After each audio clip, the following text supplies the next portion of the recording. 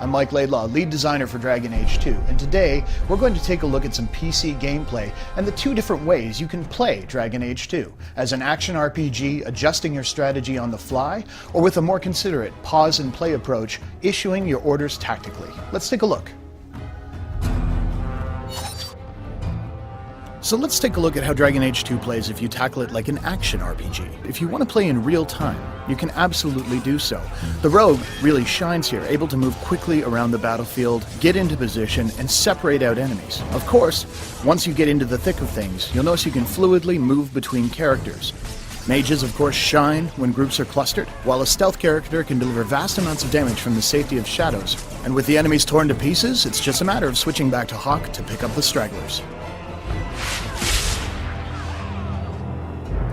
So you've seen how Dragon Age 2 plays as an action RPG, but what happens if we take the same situation and play it more tactically, pausing to issue orders?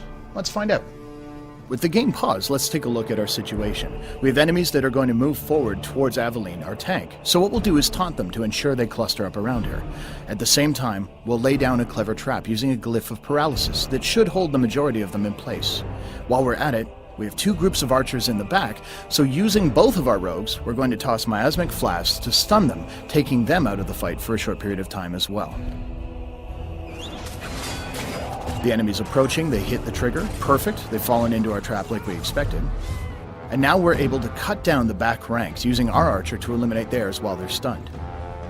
The tank, of course, Aveline, can move in and start dishing out damage while the defenses are down on the paralyzed foes. Now that they're gathered up, let's take a look at the situation as it's evolved. Switching to Hawk, you'll notice that the enemies are all kind of standing in a row, perfect for a knockdown attack, which will scatter them off their feet and unable to move out of a rain of arrows that Varric will lay down over the battlefield. And there it is.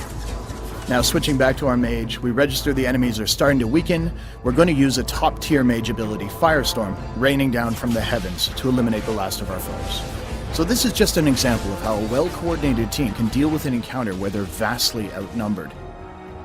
So there you have it. Dragon Age 2 can be played with the smooth, responsive controls of an action RPG, or more tactically, pausing and controlling your actions that way, or of course, any combination of the two. Thanks for watching.